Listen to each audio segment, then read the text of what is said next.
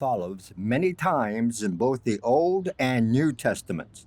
There, Jesus wept over Jerusalem, prayed in the Garden of Gethsemane, was arrested, and ascended to heaven.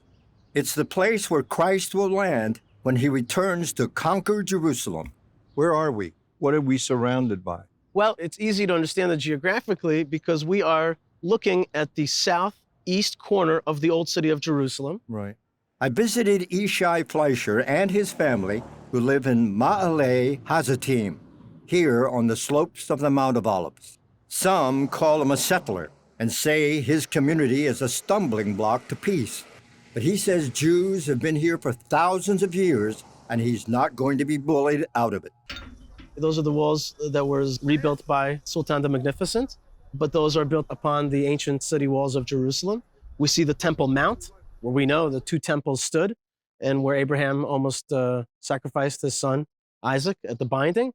And if we look a little more to the east, we see the magnificent Mount of Olives Cemetery, which has 180,000 Jewish graves. I call it the Mountain of History. It's got important Jews, our people's ancestral burial ground from 3,000 years ago.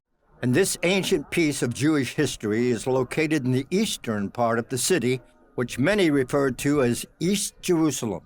These were lands that were actually taken away from Israel in 1948 by the Jordanian army, which was British-led and British-trained and British-armed. And in 1967, we liberated or captured these lands and returned back to places like this. And that's why it's always so funny to me when people claim that we don't have a right to be here, that we're on somebody else's land.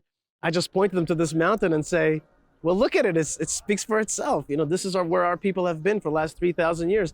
Fleischer says Jewish people purchased the land in the 1700s to expand the cemetery. The expansion didn't happen.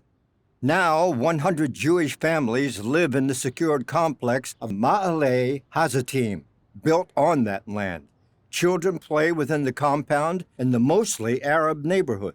We live with Arab neighbors. These folks are all Arabs, Muslims, few Christians, but mostly Muslims. Some of them believing in the jihadist ideology that we don't have any rights here. This next door neighbor is an Arab. There's an Arab. Are there contentions among you? How do you live with peace? Instead of the word peace, I prefer a word called normalization. Okay? We are trying very hard to normalize our existence back here. We see ourselves as the indigenous returnees.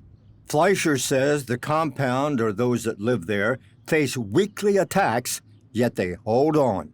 How many children have you? I have two. And you're raising them in this environment. People say, you know, aren't you putting them in danger? And the first thing is to remember is that being a Jew is a dangerous occupation, always has been. And second thing, we're teaching them to be courageous in the face of bullies, which is a Jewish tradition, David versus Goliath tradition. Right. And that is not to let people push you around and not to let people erase your story and try to tell you that you don't belong in Jerusalem. I mean, there's no greater irony than to tell Jews that they don't belong in Jerusalem. What would happen if Jerusalem were divided? It's the progressive people who claim that it's a good idea to divide Jerusalem. And yet, what are you saying? Are you saying that we should take a city, build a wall down the middle, and divide it based on race and ethnicity, and move Arabs to one side and Jews to the other side? I mean, that's a vision of progress, to racially divide a city and build a scar-like wall down the middle of it. It's so regressive. We stand against dividing the city and dividing this land. You would take exception to the word or the definition of yourselves as being settlers. We are not settlers, we are resettlers. We are reclaiming our ancestral rights. And to create a narrative that we don't belong and that somehow we're foreigners in this land is a myth that's been created in order to delegitimize the Jewish people's right to this land. How do you view the philosophy of land for peace? It's actually a misunderstanding about the Middle East mindset. When you say, I'm willing to give my land for peace, what the Middle Easterner will hear is, here's my wife, take her, just don't hurt me. So when you say land for peace, you're actually giving up the most coveted thing here in the region, which is your land.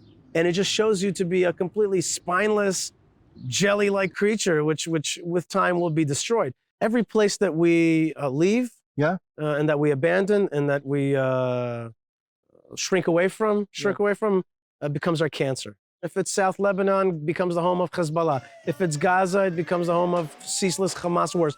3 wars in 6 years. To make it in the Middle East, you have to be big, you have to be tough, you have to be a regional superpower. The message of Israel is one of tremendous opportunity for a better life. How do we pray for you here? We're in the middle of it here. One of the ways to pray for Jerusalem is to come here and go to the wall and go to the Temple Mount and talk to God and thank Him for the opportunity. Be part of the story in some way. We have to take it also from the realm of prayer and the realm of hope. Scott Ross, Mount of Olives, Jerusalem.